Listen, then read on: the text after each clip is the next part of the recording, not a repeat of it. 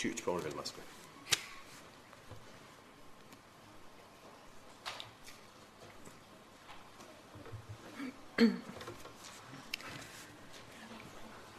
Mais celui qui a été abaissé pour un peu de temps au-dessous des anges, Jésus, nous le voyons couronné de gloire et d'honneur à cause de la mort qu'il a soufferte. Ainsi, par la grâce de Dieu, il a souffert la mort pour tous. Il convenait en effet que celui pour qui et par qui sont toutes choses, et qui voulait conduire à la gloire beaucoup de fils, ait élevé à la perfection par les souffrances le prince de leur salut. Car celui qui sanctifie et ceux qui sont sanctifiés sont tous issus d'un seul. C'est pourquoi il n'a pas honte de les appeler frères lorsqu'il dit « J'annoncerai ton nom à mes frères, je te célébrerai au milieu de l'assemblée. » Et encore, « Je me confierai en toi. » Et encore, « Me voici, moi et les enfants que Dieu m'a donnés. » Ainsi donc, puisque les enfants participent au sang et à la chair, il y a également participé lui-même, afin que, par la mort, il rende impuissant celui qui avait la puissance de la mort, c'est-à-dire le diable. Ainsi il délivre tous ceux qui, par crainte de la mort, étaient toute leur vie retenus dans la servitude. Car assurément, ce n'est pas à des anges qu'il vient en aide, mais c'est à la postérité d'Abraham. En conséquence, il a dû être rendu semblable en toutes choses à ses frères, afin qu'il soit un souverain sacrificateur, miséricordieux et fidèle dans le service de Dieu, pour faire l'expiation des péchés du peuple. Car du fait qu'il a souffert lui-même et qu'il a été tenté, il peut secourir ceux qui sont tentés. C'est pourquoi, frères saints, qui avaient part à la vocation céleste, considérez l'apôtre et le souverain sacrificateur de la foi que nous professons, Jésus.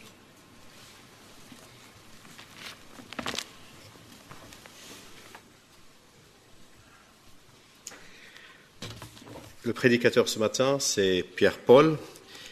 Il est étudiant à l'Institut biblique La Grange et actuellement il est en train de faire son stage pastoral à l'église baptiste de Toulon. On a eu la joie de connaître Paul depuis quelques années maintenant et on a hâte d'entendre ce que le Seigneur a mis dans son cœur pour nous. Mais avant cela, on va chanter un cantique. J'ai perdu la feuille avec le titre de cantique. On va chanter. Et les enfants, vous pouvez partir à l'école le dimanche pendant qu'on chante ou à la fin des cantiques et je te laisse la place tout de suite après.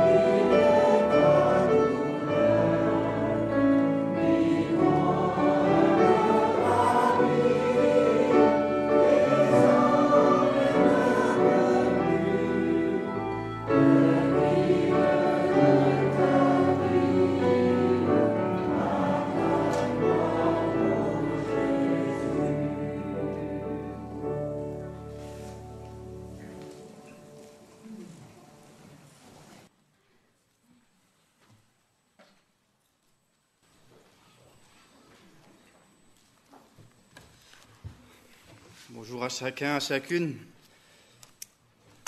Merci pour ce très beau chant.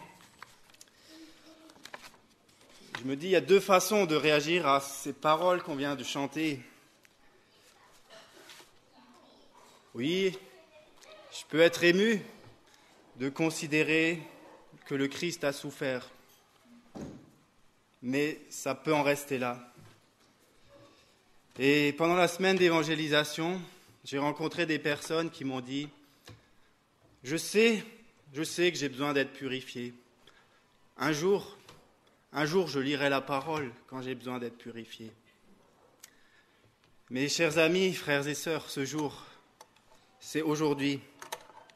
S'il y a 2000 ans, le Christ a été élevé sur une croix, c'est parce que la purification, elle est à saisir aujourd'hui. Et le passage que j'ai à cœur et qui vient d'être lu, donc Hébreux 2, nous parle d'un mystère. Quand il y a 2000 ans, le Fils de Dieu s'abaisse, il y a là une gloire qui nous est révélée. Et le titre du message que j'aimerais vous partager, c'est « La gloire qu'il y a dans les souffrances de Christ ». Elles peuvent être ta gloire, elles sont ma gloire. Alors, pour un peu... donner une structure à ce message, le texte, on l'a divisé en 3 parties. Je m'attarderai sur le premier verset, le verset 9 qui a été lu, pour montrer une première réalité. C'est que pour que le Christ soit glorifié, il a dû connaître la mort, il a dû connaître les souffrances. Et le texte nous dit, les souffrances de Christ ont été sa gloire. Après, nous verrons. Mais il n'a pas fait ça pour rien. Il n'a pas fait ça parce qu'il recherchait une certaine gloire. Il l'a fait à cause de vous, il l'a fait à cause de moi. Et en deuxième point de ce message, nous verrons la gloire qu'il y a d'être unis à Jésus-Christ. Et enfin, la fin de la lecture, verset 14 à la fin, au premier verset du chapitre 3, nous allons nous intéresser à quelques exhortations très pratiques. Comment cette gloire que Jésus-Christ m'a accordée, pratiquement comment elle peut être un sujet dans mon quotidien. Le titre du 3e point, les souffrances de Christ, ma gloire au quotidien. Premier point, le Christ a été glorifié par sa mort. Regardez encore une fois le verset 9. Celui qui a été abaissé pour un peu de temps au-dessous des anges, Jésus, nous le voyons couronné de gloire et d'honneur à cause de la mort qu'il a soufferte. Ainsi, par la grâce de Dieu, il a souffert la mort pour tous. Certains ne le voient pas couronné de gloire et d'honneur. Je ne sais pas quelle est votre part ce matin, si vous êtes dans ce nous. Est-ce que, quand Jésus a été crucifié il y a 2000 ans, tu peux t'associer à ce verset 9 ? Il a souffert la mort pour moi. Avant de continuer ce message, j'aimerais juste prier. Seigneur notre Dieu, nous sommes face à ta parole et nous voulons être dans la reconnaissance que la parole a été faite chair et que la parole a même été écrite pour notre instruction encore aujourd'hui. Seigneur, qui sommes-nous, tes créatures ? Oui, nous sommes bien faibles et nous avons besoin de ta sagesse pour comprendre ce mystère de Jésus-Christ abaissé et glorifié. Seigneur, nous te prions que tu puisses être glorifié dans nos cœurs, que nous puissions sonder ce mystère de tes souffrances qui peuvent être notre gloire. Veuille bénir ta parole, me donner sagesse, les mots qu'il faut pour parler de ta part. En ton nom, Seigneur Jésus. Amen. Alors, avant de continuer, quand même, je pense qu'il est bon de s'arrêter sur qui est le Christ. Et l'Épître aux Hébreux, si vous lisez le chapitre 2, le chapitre 1er chez vous, vous verrez beaucoup de descriptions de qui est le Fils de Dieu. Je vais juste m'arrêter sur l'introduction aux Épîtres aux Hébreux. Si vous avez vos Bibles, tournez une page, venez au premier chapitre. Et on lira les 3 premiers versets du premier chapitre. Mais nous apprenons, dans ces versets, que Jésus-Christ existe de toute éternité. Il est le Verbe créateur. Il soutient toutes choses. Je lis les 3 premiers versets. Après avoir autrefois, à plusieurs reprises et de plusieurs manières, parlé à nos pères par les prophètes, Dieu, dans ces derniers temps, nous a parlé par le Fils. Il l'a établi héritier de toutes choses. Par lui, il a aussi créé l'univers. Verset 3, le Fils est le reflet de sa gloire et l'empreinte de sa personne. Et il soutient toutes choses par sa parole puissante. Il a fait la purification des péchés et s'est assis à la droite de la majesté divine dans les lieux très hauts. Voilà l'introduction de l'Épître aux Hébreux qui nous explique qui est ce Fils. Il est Dieu, il est le Verbe créateur, il est celui qui soutient toutes choses. Et pourtant, dans les versets qu'on a lus au chapitre 2, je me permets de lire un verset au-dessus de ce qui a été lu tout à l'heure, le verset 7. « Tu l'as abaissé pour un peu de temps au-dessous des anges. » Verset 9. « Celui qui a été abaissé pour un peu de temps au-dessous des anges. » Verset 6. « Qu'est-ce que l'homme pour que tu te souviennes de lui? Ou le Fils de l'homme pour que tu prennes soin de lui ?» Si le Christ était déjà dans la gloire, les versets qu'on a lus nous expliquent qu'il a connu un abaissement. Avant d'être glorifié à nouveau, il a accepté quelque chose d'incompréhensible. Il a accepté d'être identifié à la nature humaine, à ce que moi je suis. Il est devenu homme. Il a accepté cet abaissement en dessous des anges. J'aimerais lire un autre texte parallèle qui nous aide à comprendre cet abaissement du Fils de Dieu. Si vous avez vos Bibles, prenez Philippiens chapitre 2, on lira le verset 5 à 6.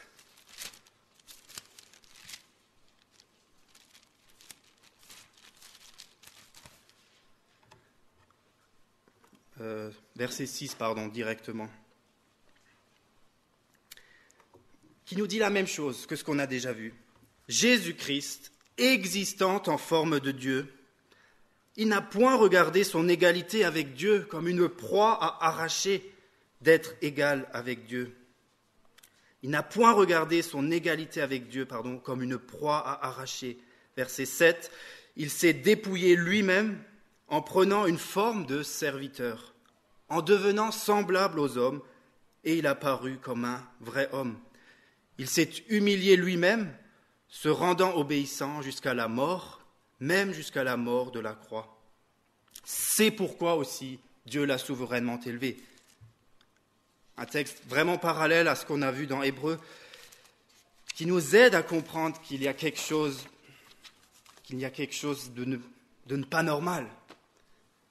Comment est-ce possible que celui qui existe de toute éternité, celui qui est Dieu, celui qui soutient toutes choses, celui qui a créé le monde, accepte de quitter ses prérogatives divines, de quitter cette gloire? Comment est-ce possible? Nous avons lu, nous le voyons couronné de gloire et d'honneur. N'était-il pas couronné? N'était-il pas Dieu? N'était-il pas Seigneur? Où est la faille? Quel est le mystère? Mais notre texte donne la réponse à cette question.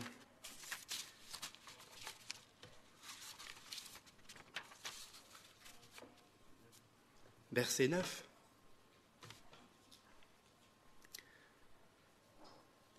Ainsi, par la grâce de Dieu, il a souffert la mort pour tous. S'il était Dieu, s'il a accepté la mort alors qu'il était éternel, c'est pas qu'il avait à souffrir la mort pour lui-même, c'était parce qu'il voulait, j'enchaîne déjà sur le verset 10, conduire à la gloire beaucoup de fils, et pour cela, il a dû souffrir la mort pour tous. Le nœud du mystère, pourquoi l'abaissement du Fils de Dieu? Pourquoi cette humiliation en tant qu'homme? Pourquoi la souffrance? Pourquoi connaître une mort? Pourquoi goûter à une condition d'homme pécheur sans commettre de péché? À cause de moi, à cause de vous. Il a souffert la mort pour tous. Et là, je ne peux pas continuer sans m'arrêter. La croix a été dressée. Hébreux 1, Dieu, dans les derniers temps, nous a parlé par le Fils. Le Fils crucifié, c'est la dernière révélation de Dieu aux hommes. Et nous savons qu'il reviendra, après quoi vient le jugement. Et c'est là où nous tous, êtres humains, nous avons à nous positionner. Quand Dieu m'a révélé son amour, cet abaissement, s'associer à ma nature pécheresse sans commettre de péché, qui est-il pour toi? Ce Jésus crucifié qui a accepté de goûter la mort, a-t-il souffert la mort pour toi? La question se pose. Et comme vous le savez, à la croix, il y a eu deux destinées. Un brigand a reconnu que c'était quelque chose d'anormal, que le seul homme juste meurt, et il s'est confié dans la mort d'un autre. L'autre brigand a continué de se moquer de Jésus. Mais celui qui a reconnu que Jésus ne devait pas mourir et qu'il est quand même mort, celui-là a eu cette promesse de Jésus. Tu seras avec moi dans le paradis. Nous sommes responsables. Que faisons-nous de ce mystère révélé de Dieu fait homme crucifié sur une croix? La question se pose. Et je sais que parmi nous, il y a beaucoup de chrétiens. Mais en méditant sur ce message, je me suis dit, est-ce que vraiment, dans ma vie chrétienne, je me confie entièrement dans la mort de Jésus-Christ pour moi? Regardez la suite, le verset 10. Il convenait en effet que celui par qui et qui sont toutes choses, et qui voulait conduire à la gloire beaucoup de fils, et élever à la perfection par les souffrances le prince de leur salut. Je me permets juste de m'arrêter encore un instant en pensant à ma propre vie chrétienne. Combien de fois ai-je voulu prouver à Dieu, Seigneur, je suis dans la sanctification, je suis dans cette marche, regarde mes efforts, oh, regarde les outrages que j'ai dû porter à cause de ton nom, regarde les renoncements que je fais pour le nom de Jésus, pour ton nom. Mais, chers frères et sœurs, chers amis, est-ce que c'est nos efforts dans la sanctification qui nous garantissent que nous sommes chrétiens, que nous portons le nom de Jésus? Certainement pas. La parole développe encore plus. Pourquoi ce mystère du Fils de Dieu mort sur une croix? Parce qu'il voulait te conduire à la gloire. Et si, ce matin, nous pouvons être libérés de ce fardeau, nous n'avons plus rien à prouver à Dieu. Nous n'avons plus à montrer à Dieu que nous sommes en train de faire des efforts pour lui plaire. Non. Le dessein éternel de Dieu a été accompli une fois pour toutes. Regardez les mots forts du verset 10. Il convenait, en effet, c'était dans le dessein de Dieu que son Fils meure sur une croix. Il avait un but pour cela. Il ne l'a pas fait pour rien. Il l'a fait pour que tous ceux qui se confient en cette œuvre aient la porte de la gloire ouverte. Et on arrive là à notre deuxième point. Mais quelle gloire il y a à être unis à Jésus-Christ. Quelle gloire! Moi qui crois que je peux encore faire des efforts pour montrer à Dieu, cette gloire à laquelle j'aspire, Seigneur, regarde, je suis en train d'y arriver. Non! Il a accompli l'accès à cette gloire-là. Il veut te conduire à la gloire. Il t'a ouvert la porte à cette gloire-là. Et pour cela, chers frères et sœurs, il a fallu les souffrances de Jésus-Christ. Et je sais que dans notre société, on lutte fort avec cette idée. par mes souffrances, je vais m'améliorer. Ou comme cette dame que j'ai rencontrée, un jour je me purifierai. Mais ça veut dire quoi?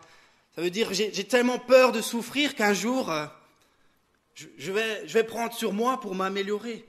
C'est complètement aller à l'encontre de l'Évangile. Il a fallu les souffrances de Christ, il a fallu la gloire des souffrances de Christ pour que ta propre gloire, la porte à la gloire, te soit ouverte.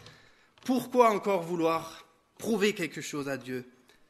C'est quelque chose de tellement anormal qui nous bouleverse. Pourquoi nous ne croyons pas aussi simplement? Vous savez, les proverbes ont révélé la nature du cœur de l'homme. Et j'aime beaucoup ce proverbe, je l'ai noté quelque part. C'est Proverbe 18, je crois. Oui, Proverbe 18, 12 qui dit « L'humilité, vous savez quoi, précède la gloire. » On connaît souvent les deux autres. L'arrogance précède la chute. Pardon, l'orgueil. L'orgueil précède la chute, l'arrogance précède la ruine. Et j'entends pas souvent le troisième. L'humilité précède la gloire. Et ô combien reconnaître que quelqu'un d'autre a dû souffrir pour moi, pour me donner un accès à la gloire, ô combien c'est humiliant pour le cœur de l'homme. Et pourtant, Jésus est un exemple pour nous. Il quitte sa gloire, il s'humilie parce qu'il sait qu'il retrouvera sa gloire. Mais au-delà de ça, il veut la partager avec nous.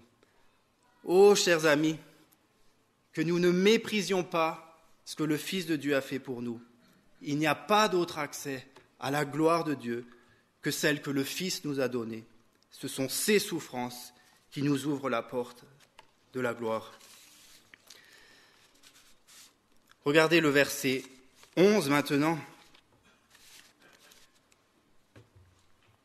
Une autre bénédiction, une autre gloire d'être unis à Jésus-Christ. Nous sommes sanctifiés. Vous et moi, si vous êtes devenus chrétiens, c'est que vous languissiez, vous soupiriez après la justification, après cette délivrance du poids de vos péchés. Que nous dit le texte ? Celui qui sanctifie et ceux qui sont sanctifiés sont tous issus d'un seul. Quel merveilleux salut! Par les souffrances de Christ, par mon union à lui, lui qui ne devait pas mourir, mais qui meurt. Le texte me dit quoi ? Il me sanctifie. C'est la gloire déjà. On se sait tous encore pécheurs, on se sait tous en train de parfois chuter, retomber, être confrontés à notre propre volonté. Et pourtant, cette parole est certaine. Nous sommes déjà sanctifiés en espérance. Aux yeux de Dieu, nous sommes déjà déclarés saints. Et comment ? Regardez comment.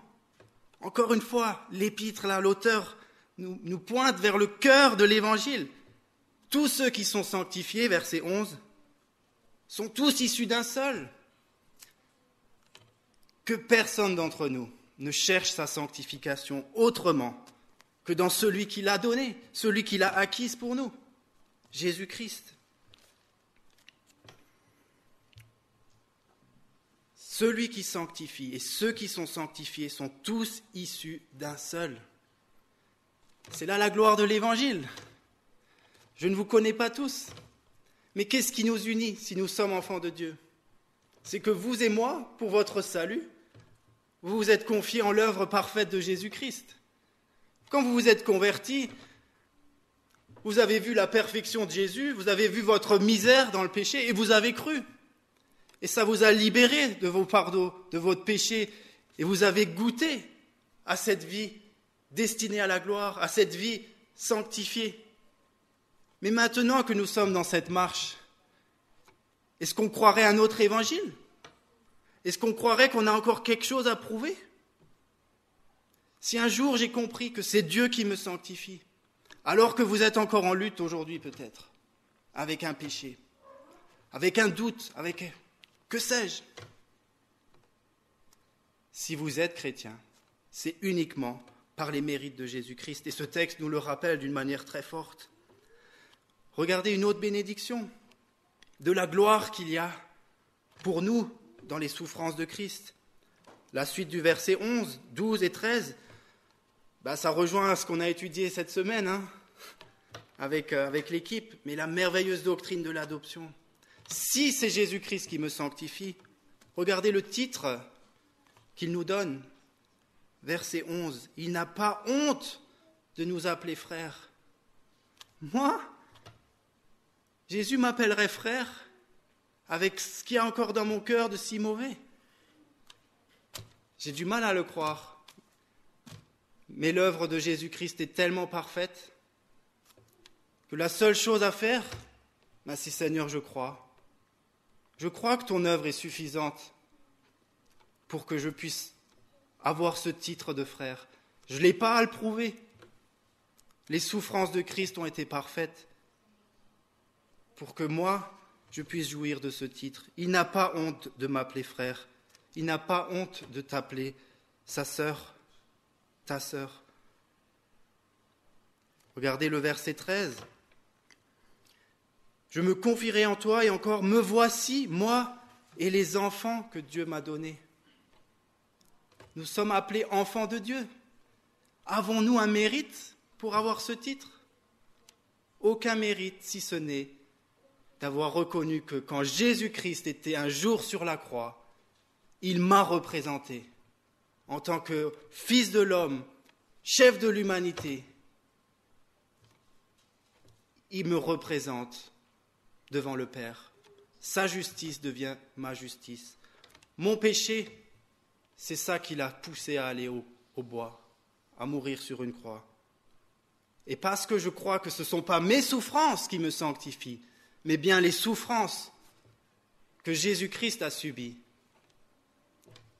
j'obtiens la merveilleuse bénédiction d'avoir l'assurance que devant Dieu, je suis son enfant, je suis le frère de Jésus. Oh, que l'évangile est merveilleux. Mais, croyez-moi, il faut beaucoup de foi pour croire en l'évangile. Et que Dieu nous fasse grâce, là où nous en sommes avec lui, que l'évangile soit renouvelé dans nos esprits, dans nos cœurs.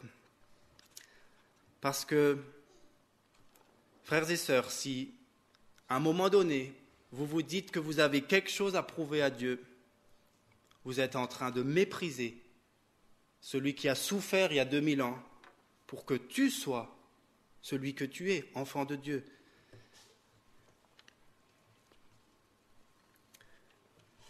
J'aimerais arriver au troisième point de ce message. Regardez les versets 14 à 18. Ce sont des applications très pratiques pour notre vie quotidienne. Et j'aimerais en tirer 4. 4 applications avant de conclure. Mais le premier, c'est dans le verset 14. « Ainsi donc, puisque les enfants participent au sang et à la chair, il y a également participé lui-même, afin que par la mort, il rende impuissant celui qui avait la puissance de la mort, c'est-à-dire le diable. » Première grande vérité, ici-bas, je n'ai plus à craindre la mort. C'est une réalité qui nous est disponible, à nous, enfants de Dieu. Ceux qui n'ont pas cette assurance d'être pardonnés de leurs péchés, d'avoir une identité en Christ, ne jouissent pas d'être libérés de la puissance de la mort. Et le texte précise même que celui qui avait la puissance de la mort, c'est le diable, c'est Satan. Et il y a un lien très fort avec le verset 15, qui est une deuxième application qu'on peut se faire. Ainsi, je lis le verset 15, « Il délivre tous ceux qui, par crainte de la mort, étaient toute leur vie retenus dans la servitude. » Sans Christ, nous sommes esclaves du péché. Nous le savons tous. Et parfois, on lutte encore. On se demande même, mais Seigneur, est-ce que je ne suis pas encore esclave ? C'est là où, dans ce combat-là, ces versets ont toute leur puissance.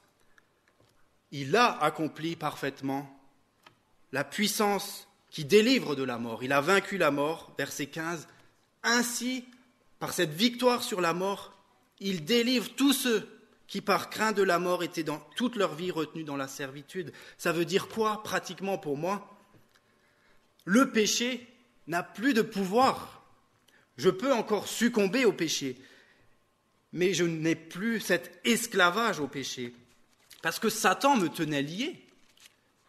Par crainte de la mort, Satan me tenait lié, et je succombais dans mon péché.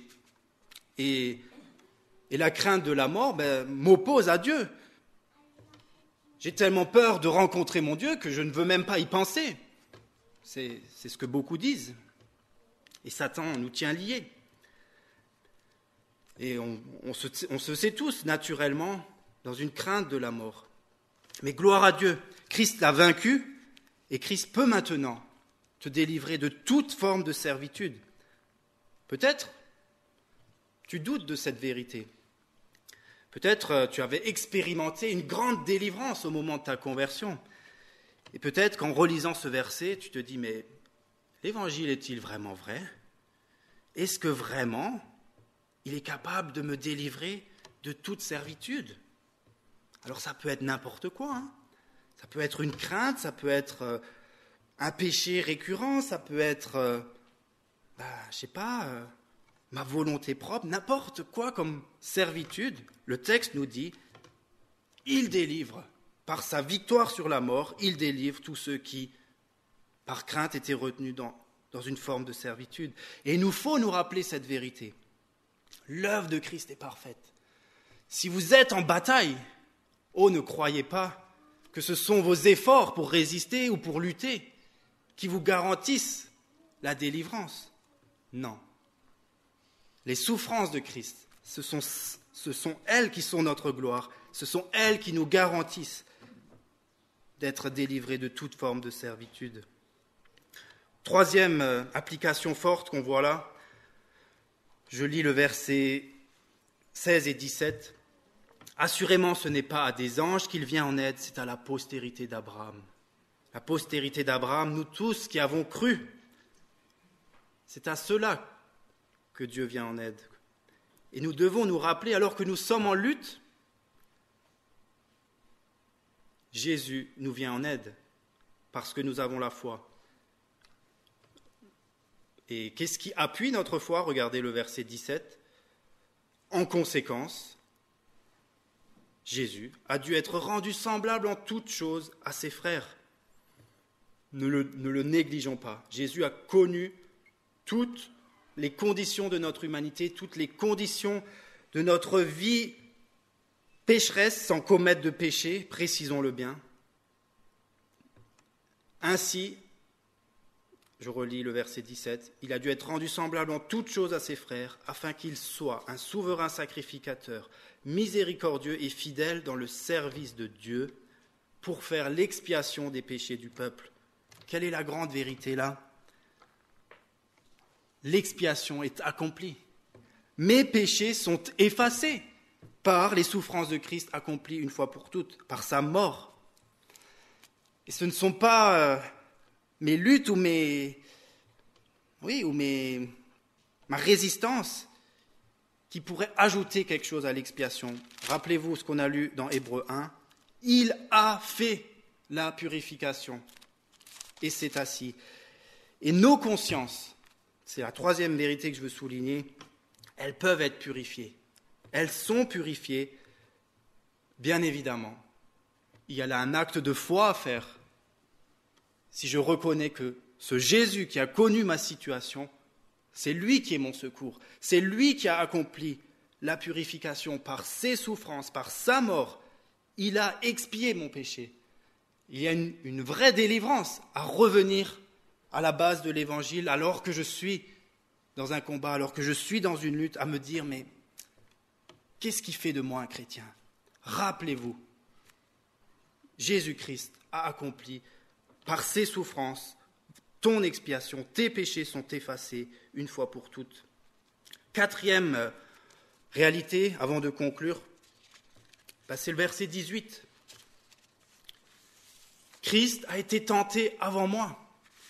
C'est une grande vérité de me dire que Dieu ne sera jamais, jamais dépassé par ce que je suis en train de vivre, parce qu'il a connu ma situation, ma parfaite humanité, mes difficultés avant moi. Je lis le verset 18. Du fait qu'il a souffert lui-même et qu'il a été tenté, il peut secourir ceux qui sont tentés. Je suis sûr qu'il vous est déjà arrivé de penser ça. Pour Jésus, c'était facile. Lui, il était le Fils de Dieu, il avait la nature divine en lui. C'est normal qu'il n'a pas succombé au péché. C'est faux. C'est faux de limiter Jésus. Parce qu'il était Dieu, c'est normal qu'il n'a pas succombé au péché. Il était parfaitement homme. Il a été tenté comme toi en toutes choses. Mais parce que lui est sorti vainqueur, parce que lui a résisté, parce que lui a vaincu la mort, voilà ta délivrance, voilà la garantie que dans ton moment d'épreuve, dans ton moment de tentation, tu peux sortir vainqueur, parce qu'il l'a connu avant toi et que lui en est sorti vainqueur.